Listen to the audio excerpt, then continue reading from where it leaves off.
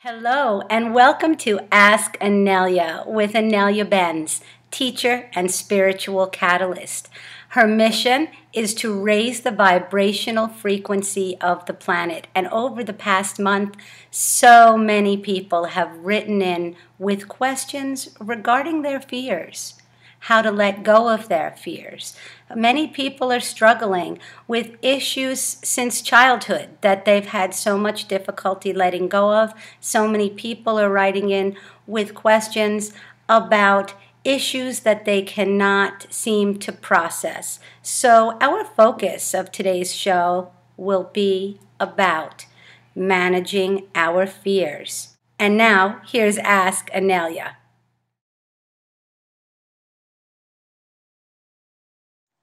Inelia, today we're going to be talking about fear. So many people sent in questions related to trying to process their fears and having difficulty, things that they're afraid of, issues they can't let go of. And so I thought this would be a wonderful place to start. Our first question is from someone named Kyle. Here's his question. In short, my question is, how do you feel about guns? I try very hard to think about the coming changes as positive and wonderful, but I keep finding fear hiding in me. I process it as best I can and love your methods, but I just keep coming back to lack of food, non-friendly reptilians, people with bad intentions in a lawless society, to name a few. Finally, I bought myself a hunting rifle to be done with it. Is there a way to have something with such potential for evil to be a positive source of comfort? My new concern is, am I inviting these nasty things to come knocking? I'll try to keep it short and stop there. Helane and Inelia, you two are the best. Well, thank you, Kyle. And so, Inelia, the question. Yeah, I personally do like guns, but I don't have one. Now, let me explain. I'm a crack shot. I never really trained, but as soon as I picked up a gun as a child, well, I didn't formally train, I knew how to use it. It actually got me a little bit of problems in school when there was a career day in school in Nottingham, where I used to go to school in England, and so the army had their show in our tutor room, which is the room where you go in the mornings first thing for the tutor to take your name and say, yeah, you're in school today.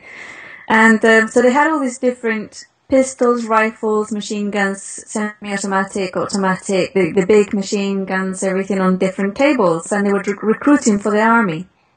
And I walked in, I looked at the first table, there was a handgun, and I picked it up, and I don't know how it happened, but it fell apart in my hands, right? Like the bullets came off, and I looked at it, and I put it back in, and everything. I thought, oops, I broke the thing, then I put it back, and then I went to the next table, and exactly the same thing happened. I was looking at it, and then, it sounds like, I don't know what my fingers and hands were doing, but it kind of fell apart, and then I put it back together again, and I went into the next one, and then one of the boys was trying to cock a huge, big one of those machine guns that you have to lie down on the floor to hold, and he was trying, and I said, no, you're doing it all wrong, this is how you have to do it, and I went, right, and, all of a sudden I look over at the front, and these army guys that were there were just looking at me very seriously. I thought, oh dear, okay, I have to go now, and I left, right? And halfway through the morning, I was called in from the principal's office, and the principal was there, and these two army people were there. One of them had lots of tags on, so he was high up in the army. And they said to me, the principal said, these people want to have a word with you. And one of them said, yes, you've obviously had military training and we would like to know where. Have you been to Cuba? And I looked at them and I said, you have no right to be talking to me without my permission or my parents, so I'm going to leave now. Is that all right? And I looked at the principal and he said, yes, that's right. You have no right to ask her that type of questions. Well, he thought it was something to do with the career day, right? Yeah. So he stood between myself and these guys and I left. But that lack of fear or that familiarity with guns was there at a very deep level, a very physical level. Later on, when I was living in Chile, I had a large farm, and I got myself a handgun because over there, when people have land, you're supposed to protect the people in the land. And there was a situation where a little girl was violated, and I had to go there and get rid of the bloke that had done it. And I carried my gun, right? But you have to realize, and he left and never returned. Now you have to realize that when you're carrying a gun, if you're in a place of fear, it's very unlikely that your gun's going to help you. And also you have to realize that there can't be any negative charge when you if you're going to point that gun at somebody else, right? And also, if you're going to use it for hunting, it's a hunting rifle you have so that you can feed your family or yourself. Be aware that when you point that gun at an animal, that animal is going to look at you and you're going to see that animal's soul in those eyes. Are you prepared to shoot them? Now, why don't I have a gun now, even though, the possibilities are there of all sorts of things happening? Because to tell you the truth, I do not engage with people or beings at that level anymore. My warrior side would love to. I would love to have guns and for something to happen and for me to go out and fight and kill and all those type of things that warriors do. This is what warriors are about. It's about war. But I no longer engage at that level. Therefore, if anything like that was to happen, which I very much doubt, but in other places in the world are happening right now, I would not engage at that level. I would prefer to be taken prisoner, to be tortured, or to be anything, or to be starved to death, or to be killed, than engage at that level, the level they want to engage me at. Because what happens if you engage at that level, the level of fear and survival, for you to really go in there and have a look where the program is. You have an ingrained firewall program of victim-aggressor in your field. Go in there, find it, and process all the fear you have about survival, starvation, torture, helplessness, lack, and loss. So make a list, and you can rewind and listen to that list again. Make a list and go each one by one and process all of those fears. And then hold on to your gun and connect with it at an energetic level. Hold it, connect with it at an energetic level. And see, what does it want to be used for? It's made of metals and wood and other materials, plastic perhaps. See, this entity that has been created in a physical form is made of Gaia's materials. Do I really connect with it? Do I really want to use it? Right? And if it does provide comfort for you at some level, keep it until you have processed all of your fears and process the gun as well. Because, it's a matter of engagement, where or how you want to engage with your environment and with others. Wow, that's incredible. Incredible. Now we'll move on. I have a question from Jessica, okay? And she says, I'm new to the ascension work, and I've begun using the fear processing technique. Does it take a while to begin feeling a vibrational change in energy as you do the processing and clearing? I follow through with the processing, but I have not yet felt a change. Yeah, it takes a while. You need to do it every single day.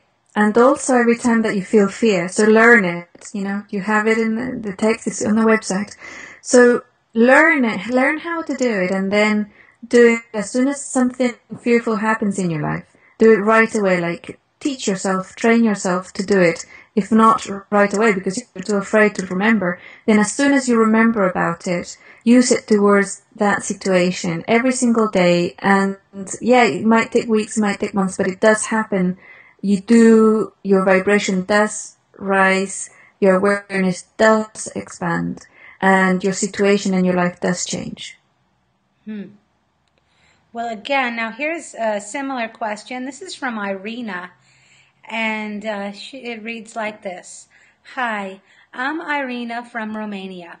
My question is what we must do, or my question is about what we must do to release the blockages from our subconscious.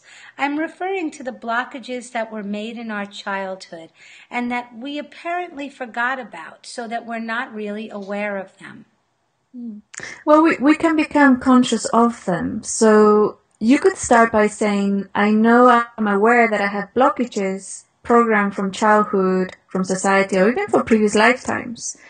I'm making that statement. And then you can say and sit and say, okay, I want to become aware of one of those blockages. And if you have some sort of idea of what topic it might be related to, so for example, it could be, I don't know, wealth or health or your own expansion of awareness, your own self-worth, or experiencing the new dimension.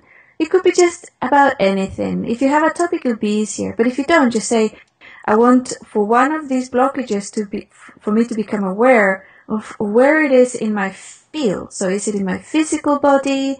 Is it in my emotional body? Is it in my mental body? Is it in my energy body? And then have a look and see where is it. You have a sense that you have them, so you know that they're there. And then once you find one, you can give it a name, you can give it a color, a taste, and that will be enough for you to be able to process it. And use the same process as the fear processing exercise, but change the name to blockage, right? Okay. So yeah, that would be really helpful. I mean, do most of these fears and blockages come from childhood? Yeah, basically childhood from programs? Not just childhood, but our daily living, you know? It's like society, the media, the mass media, and culture, education, religion, they're all about putting programs in your field. Everything's about putting programs in your field so that you agree with them, even if it's an unconscious agreement, and become part of that reality. Well, this is a question, and it's all along the same lines, and this is from Huda. And she writes, I'd like to know if my past life is affecting my presence, because I know something major is affecting my life and making troubles from out of nowhere. Yeah, definitely. Absolutely. If you want to really identify a previous lifetime issue rather than just process what's happening inside your field, I would say process what's happening inside your field first. But if you're curious and you want to know where did it come from and what situation it was, have a look and research Brian Weiss's, Dr. Brian Weiss. Oh, Many Lives, Many Masters. Exactly. Many Lives, Many Masters. Yeah. That's the first book. And he has several books and also some meditation CDs that you can use if you're curious about your previous lifetimes. I love his work. He's an amazing person. And one of the books that I have on my shelf because they're so wonderful, so full of information that is really reachable for people to have and use. Now, this is switching gears a little bit, and by the way, thank you for that answer and for about the past lives and the childhood blockages. I want to, again, this is a little bit different. This is from Jackie, and she just comes out and asks, why did the tragedy at Sandy Hook happen? I think we're looking again to see that darkness has a usefulness, okay, and that's the trick. You're going to find a lot of information out there saying, oh, this was useful because of this, and it's helpful because of that, it shows us this and that and teaches this. Now, the only reason that it happened, and was a lot of people, well, some people are saying it was designed to happen just before Christmas, so that it would taint that part of our linear time, December, with fear, and pull us back into the victim aggressor, savior martyr energy, right? So if you get triggered by the innocence of the victims, then you're being pulled into victim aggressor energy. If you get angry at the person who committed these crimes or whomever was ultimately responsible, a lot of people are blaming the mother, as people normally do. The mother is always to blame. Then you're being pulled into the aggressor part of the victim aggressor cycle. If you feel tearful and emotional about the teachers that whatever threw themselves in front of the bullets to save the children, you're being pulled into the savior martyr part of the cycle, the paradigm. So have a look and see how is it reacting inside of you and process it, because the only reason it was made was to lower our vibration. That's why it happened. And there's talk that this person was part of the one of those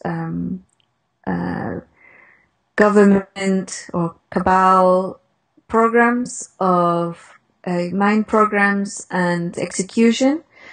There's talk about a second shooter fleeing the location that might have been trained. So yeah, there's talk about all sorts of things, but even that brings us back to the victim-aggressor's paradigm. Now, if you realize and look at it without judgment and say, okay, that was and it's being used by the media in every form that you can possibly think of. Every ounce of that paradigm of victim-aggressor, savior, martyr side of it is being used tremendously all over the media and continues to be used, and it will probably be used for years to come. Now, as many children or more children have been killed in Afghanistan, I think, and the other Middle Eastern countries by American drones and by American soldiers. Innocent children and schools being blown up. Do we hear about it? No, we don't, because it doesn't serve our programming of the victim aggressor, right? It doesn't serve. It's like, oops, maybe we should stop this, Yeah. So it doesn't serve, and that's how it doesn't serve the darkness, the keeping that paradigm going. People die, more children die of starvation every day than that they died on that day out of bullets, and that's not talked about. Children die out of being vaccinated every day around the planet. More children die from vaccinations every day than that's being mentioned about this situation. So let's have a look here and see, well, where's our focus and why are we engaging at a victim-aggressor level? And no, it has no usefulness with regards to light. It's interesting, because I heard somebody in there trying to be comforting about the situation. They said, well, look at the children that lived. Their parents will appreciate them. They won't be saying, listen, Johnny, I'm washing the dishes, don't bother me now. Then now that mother, now that father, now that family will really embrace and appreciate their children. And so that would be like what you were saying before, or even in your answer to a question that we talked about previously, about looking for the light in the dark. Yeah, the darkness will always tell you it's useful, right? That's the excuse it has to keep hold of it inside of you to stay there. It will tell you it's useful. It teaches you stuff. It makes you appreciate something else. Yeah. It's here to help. And all those things are lies. Darkness, all it does is pull you down, pull your vibration down. It pulls you back into fear, that's all. Wow, great answer, and thank you so much. Here's our next question. And this is from Nina from Sweden. Inelia, I have a question for you. I think that my biggest thing to do right now is to transform my fears. I've worked with that for many years now, and I feel more and more free, and it's so great. My fears often seem to come from previous lifetimes. I can see and feel specific time, an epic situation which is linked with the deep fear. But how is it for you? Do you feel fears? I wonder because you haven't been here before. Do you just have fears from this lifetime? So when you look at it, you infuse it with energy and light so that it can expand and become less dense and goes back to its natural state, which is light love. So where it came from, what it's called, or if it's this lifetime, last time, or your body's, that is irrelevant. For me personally, my fears are very physically based. My body has been around for many lifetimes, and it does have fears. For example, it had a fear of spiders. It had a fear of snakes, and I didn't even know about that one, because I used to love snakes. And one day we went to visit some friends, and they brought out a snake, and I went, "Whoa, a snake!" And I went to touch it, and my body went, "Whoa!" And she didn't want to get close. She really did not want to touch that snake, and I thought, "Whoa, that's heavy stuff." So if it's your physical body's fear, whether from this lifetime or another one, it's good to identify that it came from your body and it came from a different lifetime so that you can help your body process it. You do the fear processing exercise and help your body use the fear processing exercise to dissolve that fear back into oneness, back into light love. And then infuse that energy with light love and your physical body too. Now, if it's this lifetime, the same thing. And if it's your own, because your fears might be independent from this lifetime, it might be from previous lifetimes. Again, irrelevant, but good for curiosity purposes. However, you can identify that it's not your physical body that's afraid, but you, and then you can process that fear yourself. So that would be the two. Now, my fears, what am I afraid of in this lifetime?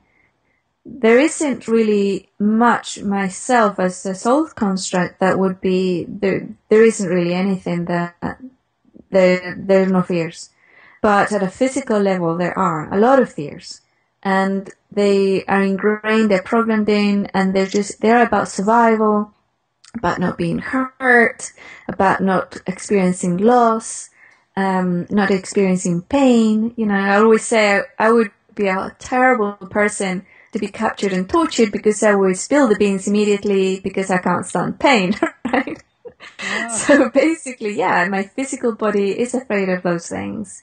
And whenever I identify one of those fears, I go in and process it immediately.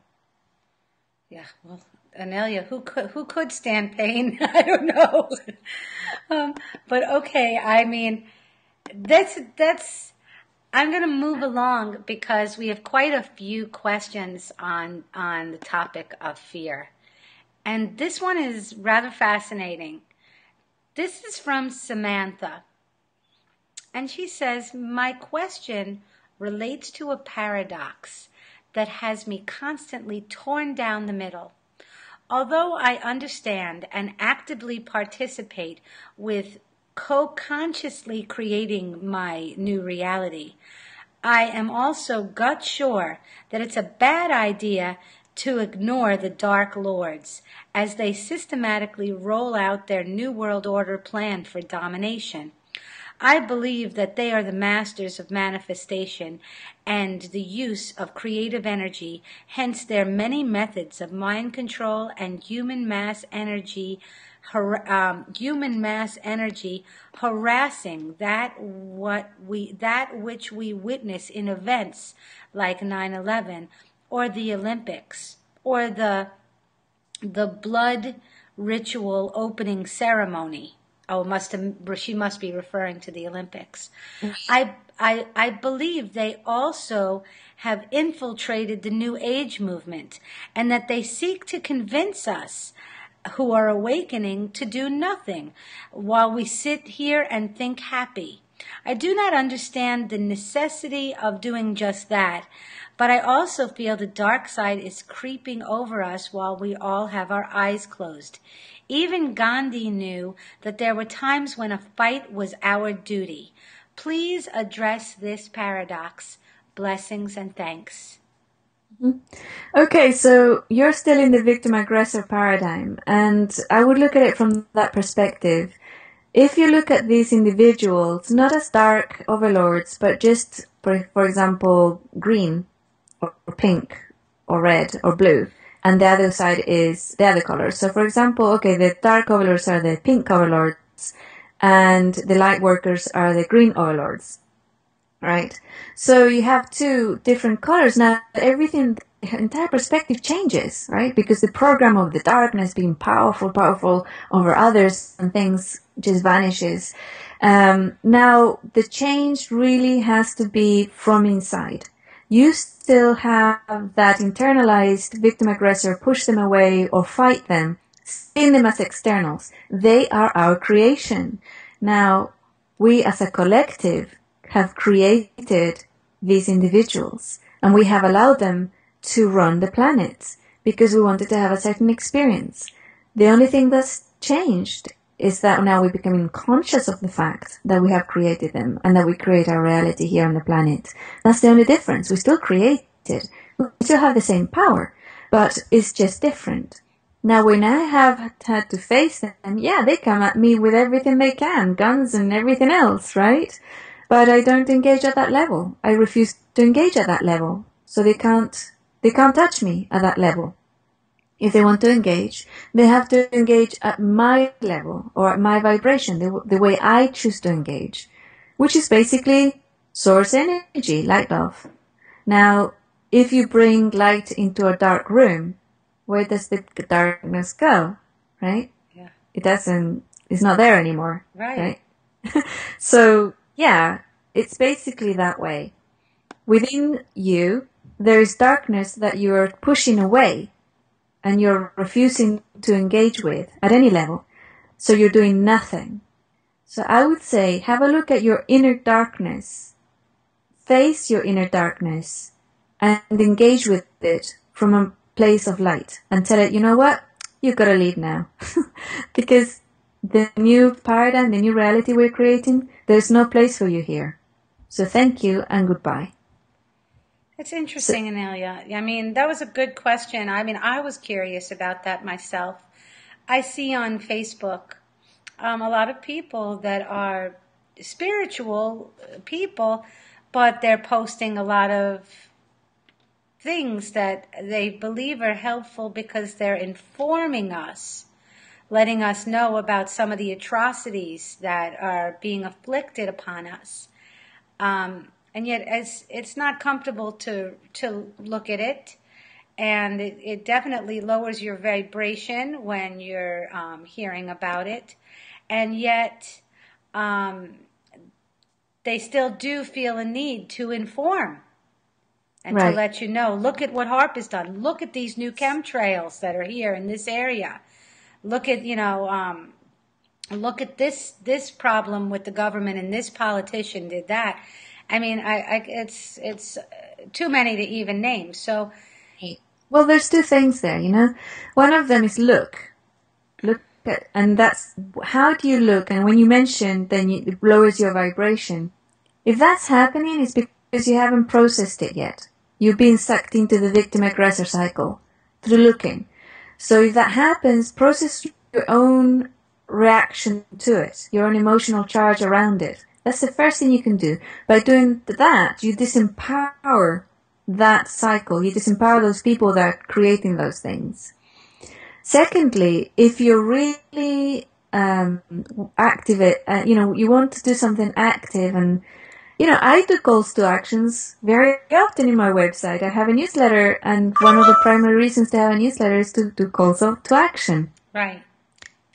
And if some of those calls to action means painting a banner and going to your local government offices and telling them, I do not agree, do it. Okay, look, sit there. If you're feeling from inwardly that you need to do, right? You don't have to sit quietly and do nothing just because somebody else tells you to. You always have to follow your own inner knowing and your own sovereignty.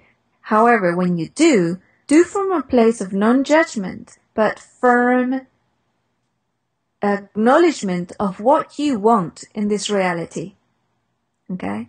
So there's a difference. I do not agree with chemtrails. I do not agree with war. I do not agree with power over others. Myself, Inelia Benz, doesn't agree with those things, right? And I clearly state them continuously. I do not agree with that. And I refuse to have them inside my own field. That's the second part. Whenever one of those enters my field, I process it immediately because I do not agree with them existing inside my field. And this, person by person, each individual, we just need 10% of the population of the planet. That's all. 10%. And we shift the entire thing over. That's all we need. 10% of people knowing that this is how it works. So, Inelia, no, I hear what you're saying. I saw on your wall when you talked about Prop 37 and the vote about labeling what is the GMOs in food. So I see what you're saying about the call to action. Is there going to be a time, in other words, and I don't necessarily, I just seem to open up a Facebook page. What hurts me the most, I see some bloody animal, some hurt, tortured animal, and somebody is trying to be helpful. They say, stop the mistreatment of animals. But when I see that picture, and I hold it in my mind, I am sad. I'm a little heartbroken. So you're saying, how do you quickly process that? Well, I would look at it and say, look at that animal, the picture of that animal that you're thinking of, and say to that animal, I no longer agree with you being a victim in my planet. The animal, you're no longer to be a victim in this planet. You're a divine, eternal being. If you want to continue being a victim, you have to move on to another planet. But don't do it in this planet anymore, right? And you have a choice to come back and be in this planet as a fully empowered being. Yeah, cat or dog or whatever animal, right? Yeah. And then the anger that you feel for whomever did that. Yeah. The same thing. I no longer agree with you being an aggressor in this planet, in my reality.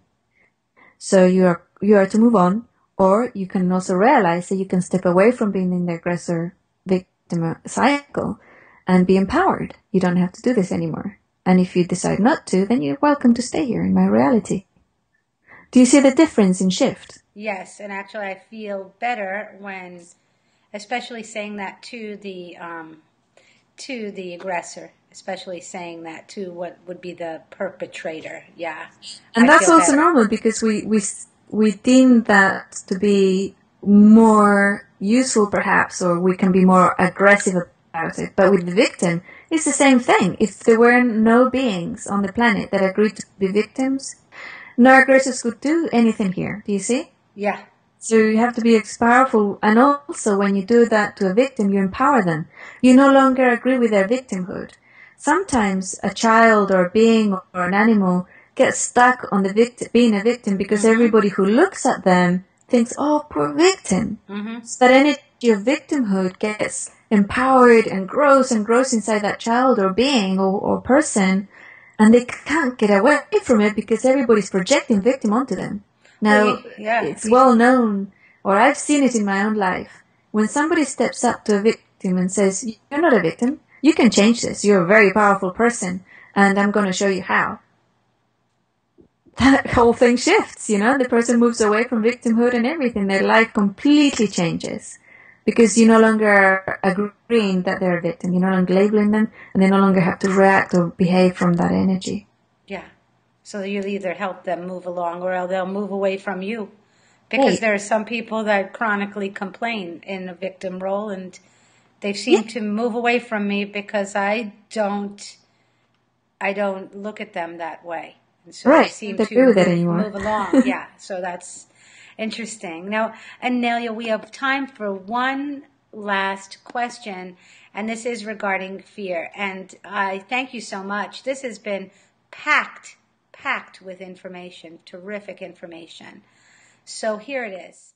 This is from Eugenia. My greatest wish is to be in love and peace and radiate love and sharing.